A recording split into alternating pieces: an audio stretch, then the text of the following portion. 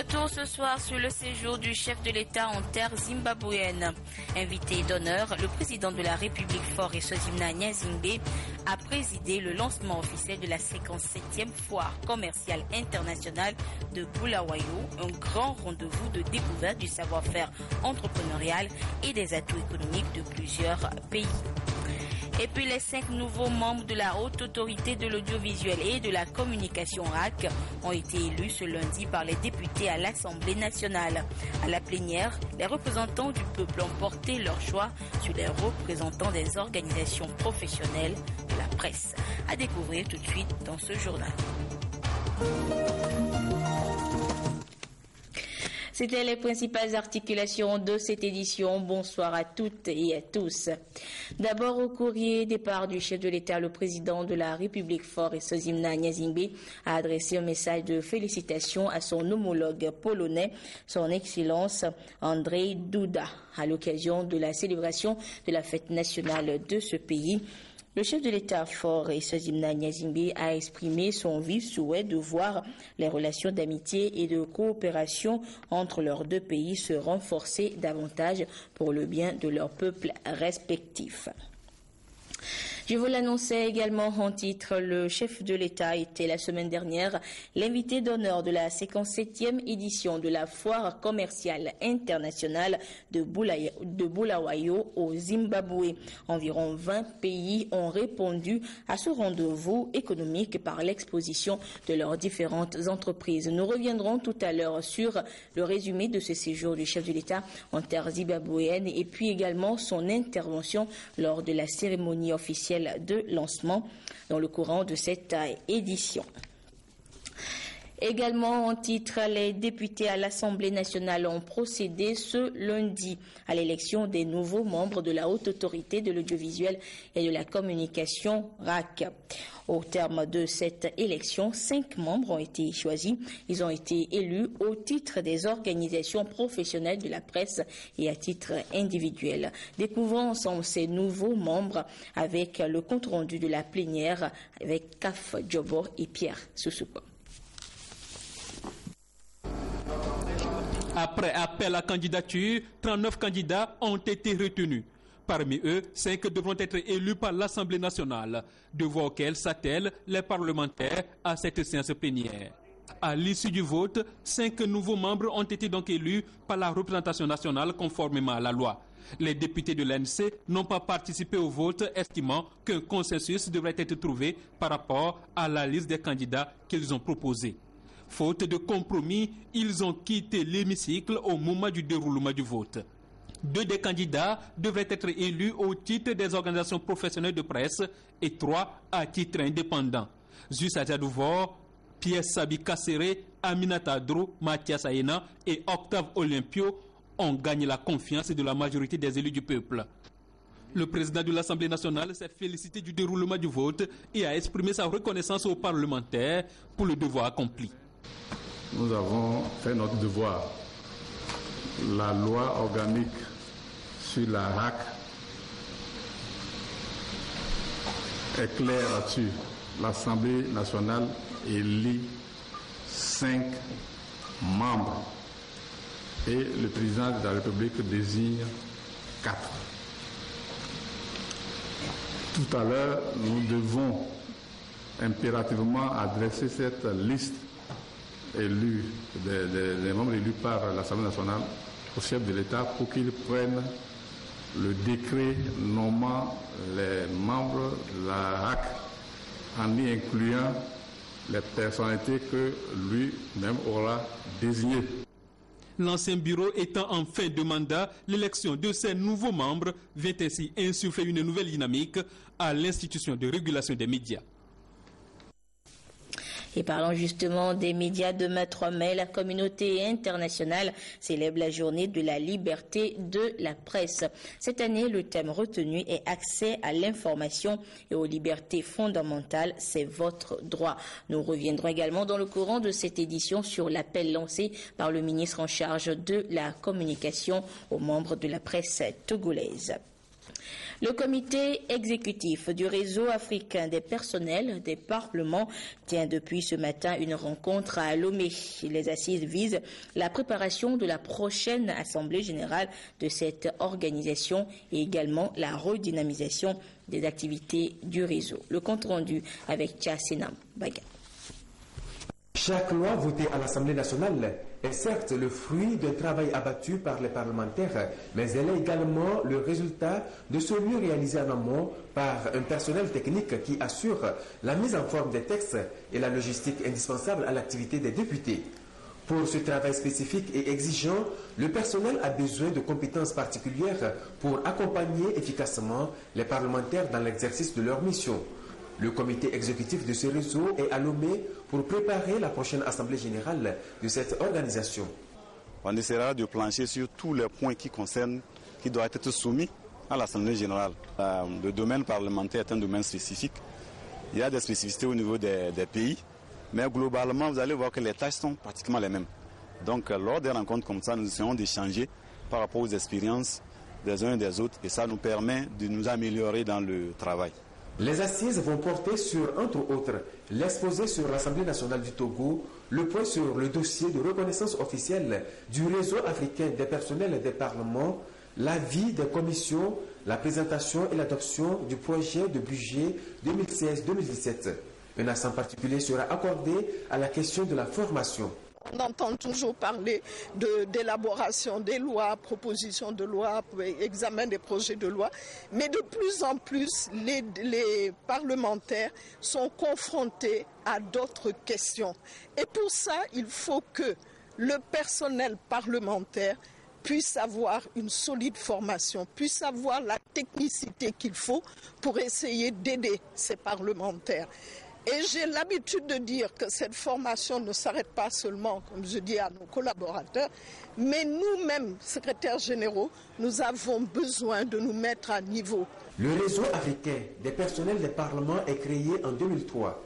Il regroupe les personnels des parlements de 15 pays de l'Afrique francophone. Il a pour défi de professionnaliser ses membres pour qu'ils assistent efficacement les élus du peuple.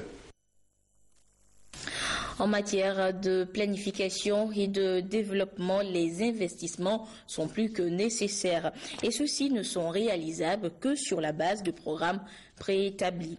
Les cas de l'administration publique issus de plusieurs départements ministériels s'initient justement à l'élaboration de ces programmes. Le compte rendu de la formation avec Gérard Lagoudou et Nathalie Panégué. C'est le premier groupe des cadres de l'administration publique qui participe à cette formation sur l'élaboration du programme d'investissement public PIP, du programme d'action prioritaire PAP et la gestion du développement. La finalité est la maîtrise de l'utilisation des outils de planification et de programmation. Ça permet de ne pas avoir de faux projets, de ne pas avoir des projets qui ne sont pas matures et pour ne pas gaspiller également les ressources en amont, que sont les études de projet. Le PP ne prend seulement que les projets qui sont mûrs, qui ont des financements acquis en première année et en deuxième année des projets qui sont mûrs techniquement et dont nous cherchons des financements avec même des fois des engagements des partenaires. Et en troisième année, comme on le dit, ce sont des idées de projets qui nécessitent des études. Il est donc question de 3 sessions qui s'étendront jusqu'au 4 juin prochain. Financées par la Banque islamique de développement et le gouvernement togolais, ces séances s'inscrivent dans le projet d'appui institutionnel. Le directeur de cabinet du ministère de la Planification a émis le vœu que les 150 cadres de l'administration publique retenus pour cette série de formations élargissent effectivement leur champ de compétences en vue d'obtenir de meilleurs résultats. Je vous le disais en début d'édition, le chef de l'État Faure Sozimna Nyazingbe était la semaine dernière l'invité d'honneur de la 57e édition de la foire commerciale internationale de Bulawayo au Zimbabwe. Environ 20 pays ont pris part à ce rendez-vous très important et rendez-vous économique par l'exposition de leurs différentes entreprises. Retour ce soir donc sur la cérémonie d'ouverture marquée par l'intervention du chef de l'État avec Adolphe Baka de retour de Bulawayo. La foire internationale de Bulawayo, ZITF, est une excellente plateforme de promotion du savoir-faire des entreprises africaines dans leur créativité et innovation. Sur le stade municipal de la ville de Bulawayo, où ont eu lieu les manifestations, l'engouement de la population et la diversité des exposants témoignent de l'adhésion du peuple zimbabwéen à cette initiative. Les autorités zimbabwéennes et le conseil d'administration de la foire ZITF ont d'abord salué la présence du chef de l'État Faure Sozimna Nyasimbe et de la délégation qui l'accompagne. Ils ont exprimé le vœu d'avoir des échanges fructueux pendant ce séjour. C'est le chef de l'État qui a procédé officiellement à l'ouverture de cette foire ZITF 2016. Dans son discours, Faure Sozimna Nyasimbe a exploré des pistes susceptibles de mettre l'Afrique sur la voie de la croissance économique, de l'industrialisation, de sortir le continent de la dépendance économique et d'offrir de l'emploi aux jeunes. Selon Faure Sozimna Nyasimbe, l'industrie en Afrique est d'abord culturelle et touristique avant de toucher la transformation des produits locaux. Et le Zimbabwe, une des racines de l'Afrique teintée de traditions authentiques et des sites touristiques des destinations clés de l'Afrique australe, est un merveilleux exemple. Innover, c'est aussi s'inspirer de certaines de nos traditions. Quand je vois comment nos mamans, nos sœurs, nos frères dans les zones rurales se débrouillent pour sortir de la pauvreté, c'est une forme d'innovation. Cette innovation doit nous conduire à une meilleure production. Donc je suis d'accord avec le président du conseil d'administration de la foire internationale du Zimbabwe qui dit que la clé, c'est de générer la valeur ajoutée. La clé, c'est l'industrialisation.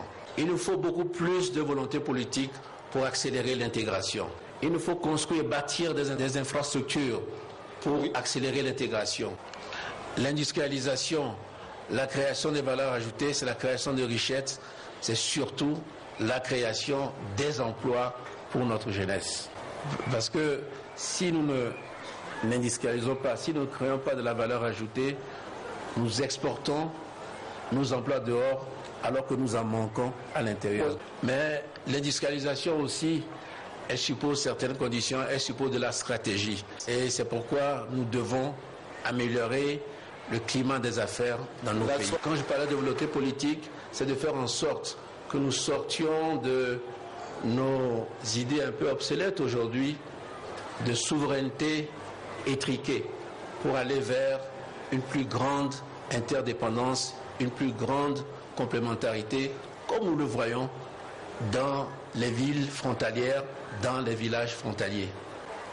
Et comme ça, nous pourrons avoir la constitution de grands marchés qui peuvent permettre des investissements importants et efficaces. Nous devons avoir des facteurs de production compétitifs parce qu'aujourd'hui, c'est la libéralisation des échanges.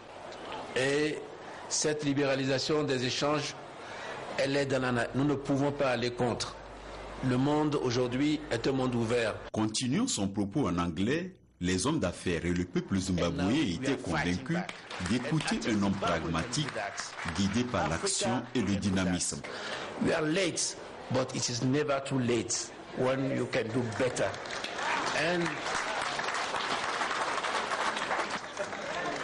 Depuis ces dernières années, le conseil d'administration de la foire de Bulawayo prime les meilleurs exposants. Et cette année encore, plus d'une vingtaine d'entreprises ont été récompensées. Tous les lauréats ont eu l'honneur de recevoir leur trophée des mains du chef de l'État. Voilà donc ce qu'on pouvait retenir du séjour du chef de l'État au Zimbabwe. La politique commerciale du Togo, les types d'instruments et leurs caractéristiques, leur impact sur l'économie nationale sont au cœur d'une session de formation depuis ce matin à Lomé. Y participent des acteurs du monde commercial. Après Lomé, ils se retrouveront à Ouagadougou au Burkina Faso le 23 mai prochain pour préparer la rencontre internationale de même genre sur l'analyse de la politique commerciale. Les précisions avec Esther Laclé. Le Togo, comme tous les autres États membres de l'Union économique et monétaire ouest-africaine, se prépare pour l'examen de sa politique commerciale prévue du 25 au 27 octobre 2017 à Genève en Suisse. En prélude à cet exercice, les acteurs du commerce se sont retrouvés pour identifier et analyser en 3 jours les instruments de la politique commerciale du pays. Nous sommes dans un système commercial multilatéral et chaque pays doit être transparent. Il faut de la visibilité. Les autres pays doivent savoir comment on commerce, comment on échange avec le Togo, quelles sont les pratiques, quelles sont les façons de faire du Togo. Donc pour revisiter un peu les instruments que nous connaissons déjà et préparer un peu ce que nous appelons l'examen de politique commerciale. Cet examen n'est pas fait pour dire vous faites bien ou vous faites mal, c'est tout juste pour exposer ce que le pays a pu faire. Le Togo est soutenu dans cette démarche par l'Organisation internationale de la francophonie OIF et l'Organisation mondiale du commerce OMC. Les experts des 2 entités vont échanger avec les participants sur 2 principaux points. Il y a ce que nous appelons les mesures tarifaires et assimilées et ensuite les mesures non tarifaires. Donc la première partie que constituent les mesures tarifaires et assimilées, et les personnes intéressées sont généralement les gens de la douane en grande partie, plus maintenant d'autres départements qui interviennent dans ce contexte comme le ministère du Commerce et d'autres structures telles que la Direction générale des impôts et autres. Le second volet, c'est les mesures non tarifaires. Et concernant les mesures non tarifaires, c'est toute une panoplie de mesures qui concernent une multitude de départements, passant d'abord par le ministère du Commerce ou la douane. Nous allons aux collègues de mesures sanitaires et phytosanitaires, les obstacles techniques au commerce. Nous abordons les marchés publics. Nous abordons l'inspection avant expédition. Des efforts sont faits par notre pays depuis des années pour une meilleure politique commerciale. Il est avant tout question d'éliminer les barrières non tarifaires et les obstacles techniques au commerce. Au titre de ces efforts, la ratification de l'accord sur la facilitation des échanges à l'OMC, l'application du tarif extérieur commun de la CEDEAO, la mise en place et le fonctionnement du guichet unique du commerce extérieur et du centre de formalité des entreprises. Autant de dispositions qui font du commerce un outil de développement.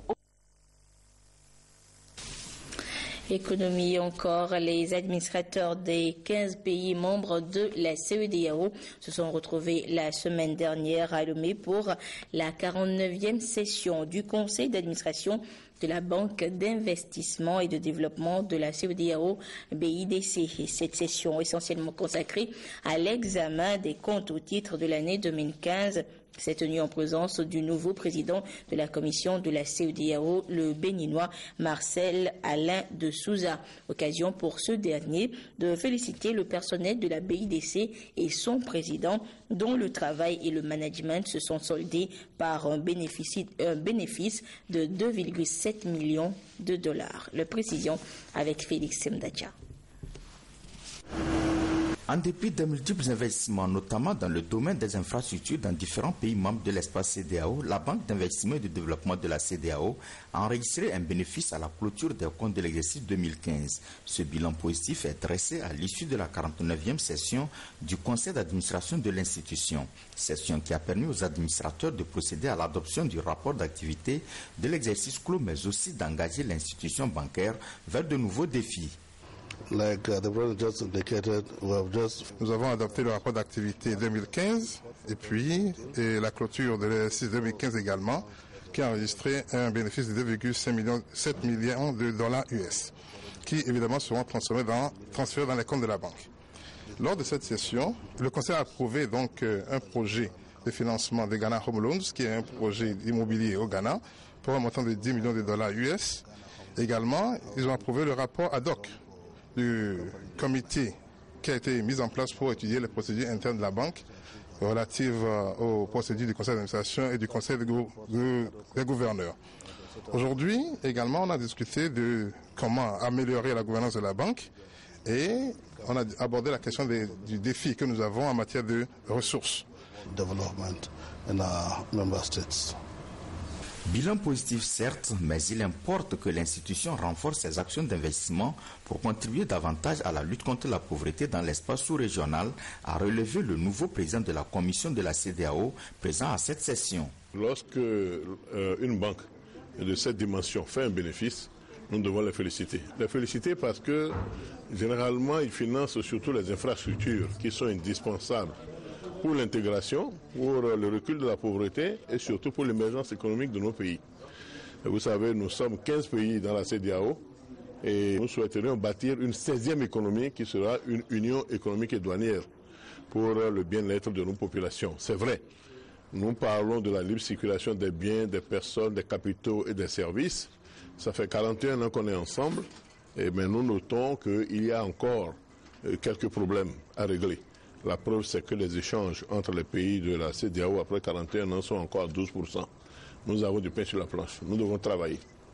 Et la BIDC est un maillon important pour l'investissement et le développement. Pour que nous puissions échanger, il faut avoir des infrastructures routières, ferroviaires, aéroportuaires et portuaires. Et nous devons continuer pour que, entre les pays de la CEDEAO, il y ait une sorte d'interconnexion sur tous les plans afin que nous ayons vraiment la 16e économie. Le président de la BIDC, président du conseil d'administration de l'institution bancaire, au nom des administrateurs, a félicité le président de la commission pour son élection. Aussi a-t-il réitéré l'engagement de la banque à soutenir Marcel Alain de Souza dans la réalisation de son mandat à la tête de la commission de la CEDEAO.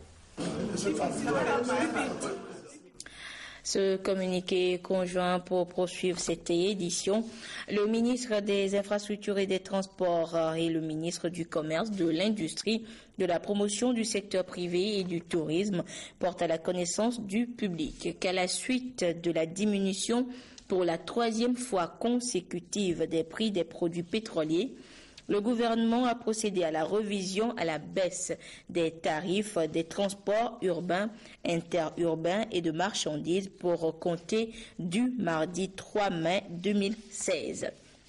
Ils invitent instamment les transporteurs et conducteurs routiers au respect scrupuleux de ces nouveaux tarifs plafonds et rappellent que tout contrevenant à ces nouvelles mesures s'expose à la rigueur des tests en vigueur. Ces nouveaux tarifs peuvent être consultés dans le quotidien national Togo Presse. Les ministres comptent sur la bonne compréhension de tous. La suite de cette édition, lors de la conférence de Ouagadougou au Burkina Faso en février 2011, les pays d'Afrique de l'Ouest sont engagés à faire de la planification familiale une priorité dans les politiques de développement impliquant la société civile. Pour atteindre cet objectif dans notre pays, les organisations de la société civile ont élaboré une cartographie de ces organisations et cette cartographie est soumise à validation depuis ce matin à Lomé. Le compte rendu avec Robert Potogbe et Antoinette Homao. Va voir. Le Togo s'est engagé dans la promotion de la santé de la mère et de l'enfant en vue de réduire significativement le taux de mortalité maternelle et infantile. Cet engagement s'est traduit par le lancement de la CARMA en 2010 par le chef de l'État. Et depuis lors, des efforts sont déployés pour renforcer l'accès aux services de planification familiale à la population. Le Togo s'est même doté d'un plan national de repositionnement de planning familial. Le réseau des organisations de la société civile et la TBF se mobilisent alors pour plus d'actions en faveur de la santé de la reproduction. C'est dans cette perspective que la cartographie des organisations œuvrant dans le domaine a été élaborée. Elle est en cours de validation. Au-delà de ce document, c'est de pouvoir nous outiller en tant qu'organisation de la société civile pour améliorer nos interventions sur le terrain et également pour pouvoir nous approcher de l'État pour faire respecter les engagements. Au Togo, le taux de prévalence contraceptive est de 17,3%, ce qui nécessite des efforts pour une meilleure appropriation des mécanismes de planning familial par les populations. Et les OSC ont un rôle primordial à y jouer. Accès à l'information et aux libertés fondamentales, c'est votre droit. C'est le thème retenu pour la célébration demain 3 mai de la journée de la liberté de la presse. Et à cet effet, le ministre en charge de la communication, Guy Madjé Lorenzo, lance un appel aux membres de la presse togolaise. Il les invite à bien ou plutôt mieux jouer leur partition pour renforcer et sauvegarder la liberté de presse dans notre pays. Décryptage avec Rachel Aokou et Prudence Zissou. La presse togolaise appelée à plus de professionnalisme dans un environnement où la liberté d'expression appelle à plus de responsabilité. Cette exhortation faite à l'endroit de tous les médias par le ministre en charge de la communication, Guy Madi Lorenzo, à la veille de la Journée internationale de la liberté de la presse, témoigne de l'engagement du gouvernement à accompagner la presse à relever les nombreux défis qui s'imposent à ce secteur. Depuis l'instauration de cette journée en 1993 par les Nations Unies, le Togo a fait du chemin en matière de liberté d'expression, d'accès à l'information, surtout avec la libéralisation de la presse en vue de l'édification d'une nation démocratique. Pour permettre à la presse togolaise de poursuivre son travail dans un environnement serein, le gouvernement togolais ne manque pas d'occasion pour accompagner les acteurs de la presse togolaise dans leur marche vers le professionnalisme. Seule condition pour lui garantir la liberté totale dans l'exercice de sa mission. En effet, il est à rappeler que si la liberté de la presse renforce la démocratie et le travail des journalistes, c'est d'abord et avant tout le caractère professionnel du journalisme qui détermine l'espace de liberté d'expression à acquérir. Ne nous méprenons pas. La liberté se renforce et se nourrit du professionnalisme, de l'éthique et de la responsabilité. Travailler à accorder cette responsabilité à la presse, à respecter les règles communes de l'exercice de la profession du journaliste au Togo, c'est bien accompagner celle-ci à grignoter et à conserver jalousement chaque espace de liberté acquis.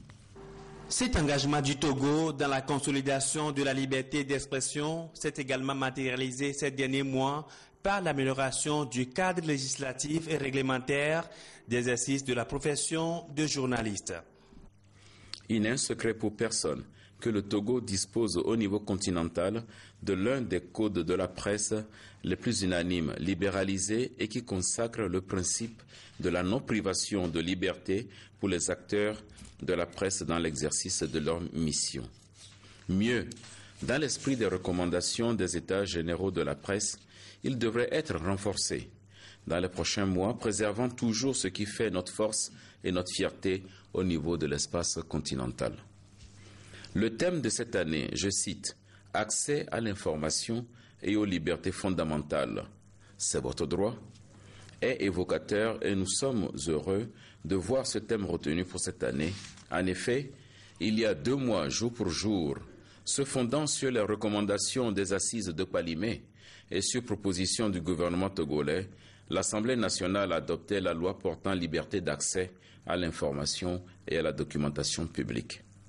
Ceci devrait également, et nous l'espérons, permettre d'éviter de tomber dans les pièges de la calomnie, de la diffusion de rumeurs et de fausses informations.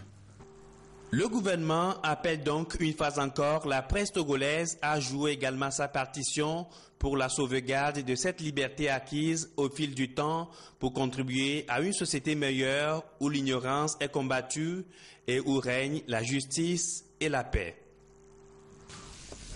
Le nouveau siège de la mutuelle des universités du Togo, en abrégé MUTO, a été inauguré hier dimanche 1er mai à l'université de Lomé par le ministre en charge de l'enseignement supérieur, Octave Nikwe Broum. D'un coût total de 69 millions de francs CFA, le joyau est situé au campus Nord. Le compte rendu de la cérémonie inaugurale avec Nathalie Panégué. La mutuelle des universités du Togo, MUTO, dispose d'un nouveau siège. Situé à l'entrée nord de l'université de Lomé, ce bâtiment d'un coût de 109 millions occupe une superficie de 400 mètres carrés avec 8 bureaux, 2 guichets, une salle de réunion de 60 places et des sanitaires. Vous imaginez un peu le parcours que doivent suivre ceux qui vont emprunter à la banque. Ce n'est jamais simple. Mais dans une mutuelle, à l'intérieur d'un service, les conditions sont beaucoup plus souples. Et c'est ce à quoi l'université avait pensé en mettant en place cette mutuelle. La MUTO se veut donc une structure associative financière professionnalisée qui, depuis sa création en juillet 1990, s'est donné pour mission d'accompagner ses membres dans leurs projets, bref, lutter contre la pauvreté dans les universités du Togo. Ce bâtiment, construit sur fonds propres, est le fruit des labeurs et de la solidarité des travailleurs des universités du Togo. Et cela montre bien que nous pouvons lutter contre la précarité sous toutes ses formes en étant ensemble et solidaires. De 284 adhérents au départ, la mutuelle des universités du Togo compte à ce jour 1937 membres. Elle dispose également d'une agence à l'université de Kara depuis 2005. Une mutuelle qui veut ainsi améliorer les conditions de vie des travailleurs du monde universitaire au Togo. Une doléance réitérée également par tous les travailleurs du monde hier 1er mai. Dans plusieurs départements ministériels sur l'ensemble du territoire, l'heure était à la fête. Retour sur l'ambiance avec Antoinette Omao. Va voir. À l'espace Blue Zone, la ministre Victoire Tomega Dobé et le personnel du ministère du Développement à la base ont partagé des moments de joie et de courtoisie.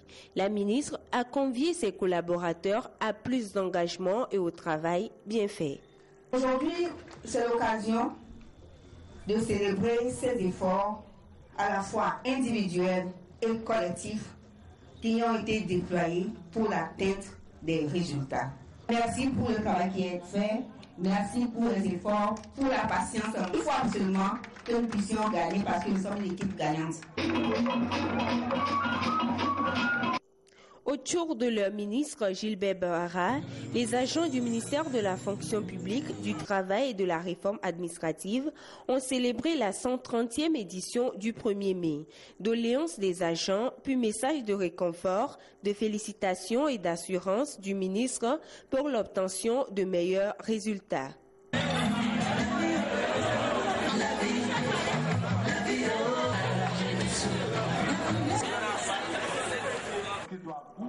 Ambiance de joie ici au ministère de l'Environnement et des Ressources forestières. Après quelques pas de danse et le partage de mets, le ministre André Johnson a félicité ses agents et leur a dédié la décoration qui vient de lui être décernée par le chef de l'État. Que suis-je, André Johnson, devant tous ces collaborateurs, ces milliers de collaborateurs qui font la fierté de ce ministère? Rien du tout. Cette décoration s'adresse d'abord à tout le ministère de l'Environnement pour nous dire, messieurs, mesdames, voilà, on a enregistré certains progrès, mais peut mieux faire.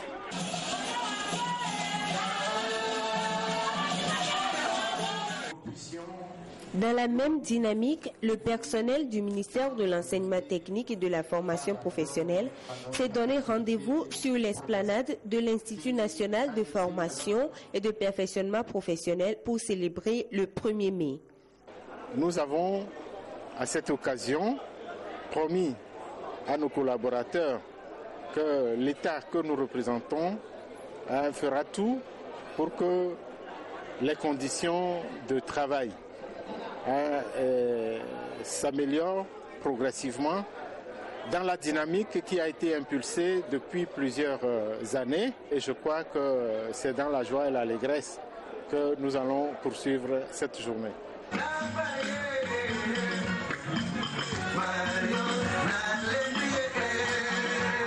La fête a été une parfaite communion entre le ministre Cécénou Fiatouo de l'urbanisme et du cadre de vie et son personnel au centre de construction et de logement de Kakaveli.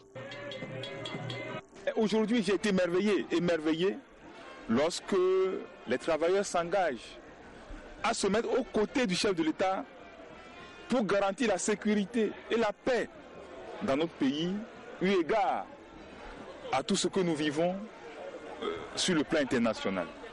Et je peux dire aux travailleurs, à mes collaborateurs, qu'il y a un avenir radieux pour les travailleurs. Le ministère des Travaux publics et des Infrastructures a célébré aussi le 1er mai. Cadres du ministère, directeurs des départements et autres employés se sont retrouvés pour partager ces moments de fête. La fête des travailleurs a également été célébrée dans plusieurs sociétés de la place. Le décor était le même partout, des tables garnies de bons mets, de boissons diverses et employés et employeurs ayant respecté un dress code.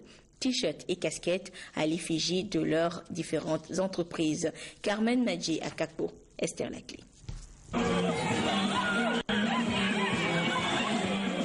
Dans l'euphorie totale, les employés de la Caisse nationale de sécurité sociale et leurs premiers responsables se sont rappelés de la lutte des syndicalistes en 1886. Ils se sont engagés à plus travailler pour un meilleur rayonnement de leur institution.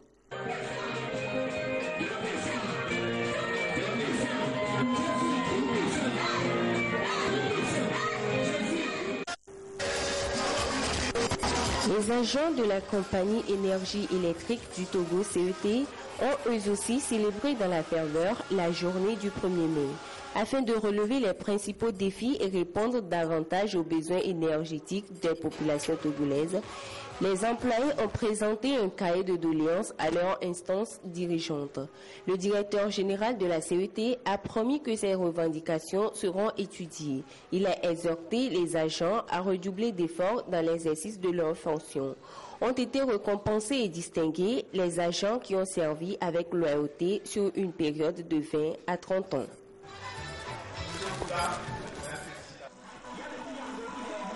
1er mai à la Confédération générale des cadres du Togo CGCT. Une pause pour réfléchir sur les conditions de vie des travailleurs. L'engagement est donc pris pour plus de mobilisation et de persévérance pour un lendemain meilleur.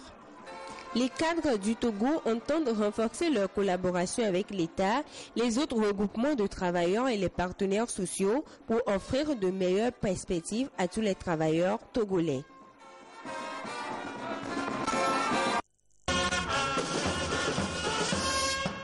Le personnel du port autonome de Lomé chante fièrement ici l'hymne des travailleurs.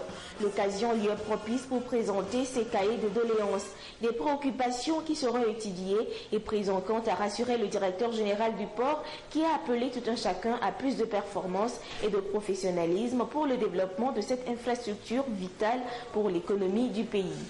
Je les encourage à continuer sur cette même lancée et à faire de notre port hub de la sous-région ouest africaine. Ambiance festive à l'établissement public autonome pour l'exploitation des marchés. Ces moments de retrouvailles ont permis aux agents de formuler des doléances à l'endroit des instances dirigeantes. Le personnel a une fois encore marqué son engagement à s'investir davantage pour la bonne marche de l'EPAM. À la communauté électrique du Bénin, CEB, le 1er mai, Journée internationale des travailleurs a été célébrée dans la convivialité. Employés et employeurs se sont retrouvés pour partager le traditionnel repas de circonstance. Des distinctions honorifiques ont été décernées aux agents ayant accompli 15 à 25 ans de service. Des distinctions pour leur dévouement à la CEB.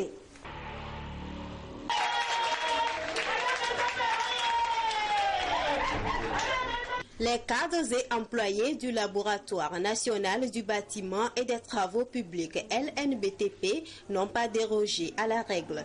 Ils se sont donné rendez-vous, non pas seulement pour festoyer, mais aussi pour formuler des doléances en vue de l'amélioration de leurs conditions de travail. Plaidoyer que le directeur général de la structure LNBTP a promis de prendre en compte tout en les conviant à plus d'abnégation au travail afin de renforcer la confiance entre employés et employeurs.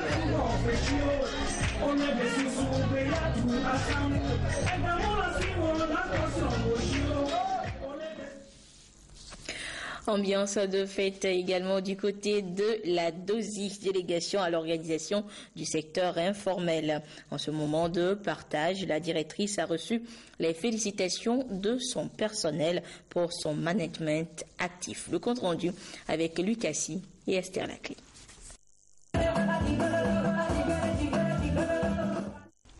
Instant de joie, de réjouissance, de retrouvailles et de partage à la délégation à l'organisation du secteur informel d'OSI. Et c'est à l'occasion de la journée réservée à tous les travailleurs du monde. La DOSI, c'est un management soutenu qui a eu pour conséquence l'élargissement des actions visant l'effectivité dans l'organisation des acteurs de l'informel à travers la structuration et l'organisation de diverses activités socio-économiques. Nous constituons autour de notre DG une famille solide en vue d'accompagner avec efficacité les acteurs du secteur informel dans ce qu'ils font au quotidien. Vous savez, c'est des gens qui vivent au quotidien dans la précarité et il est question de leur faire sortir de cette situation. Le personnel doit se resserrer autour de notre DG pour que sa stratégie, son savoir-faire soit mis au profit de nos acteurs. Les acteurs du secteur informel constituent aujourd'hui un poids considérable dans l'économie nationale. De ce fait, la DECI, institution rattachée à la présidence de la République, a mis en place la mutuelle des commerçants et artisans du Togo MUCAT, la mutuelle des artistes et journalistes du Togo MUAGE, la mutuelle des conducteurs de taxi-moto MUCTAM et celle des agriculteurs, pêcheurs et éleveurs MUAP. Tout ceci pour permettre aux acteurs de prospérer et sortir de la précarité.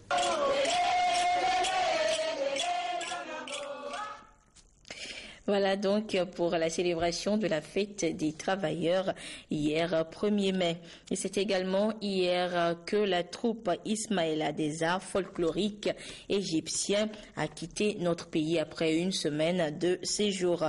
La troupe avait participé aux manifestations commémorant le 56e anniversaire de la fête de l'indépendance de notre pays.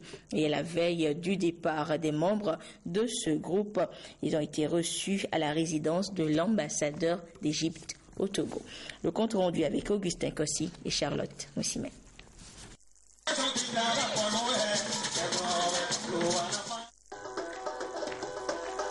La troupe Ismaïla quitte le Togo après sa participation active aux manifestations du 56e anniversaire de l'indépendance du Togo. La troupe a fait découvrir les richesses culturelles, artistiques et même spirituelles du pays des pharaons. J'ai pensé de faire quelque chose avec les amis de l'Égypte ici, mais aussi les gens qui n'ont pas l'opportunité de voir le spectacle au Palais de Congrès et après ça au défilé. Et aussi pour faire connaissance avec la troupe, faire connaissance avec la culture égyptienne et la fusion entre la culture égyptienne et la culture togolaise.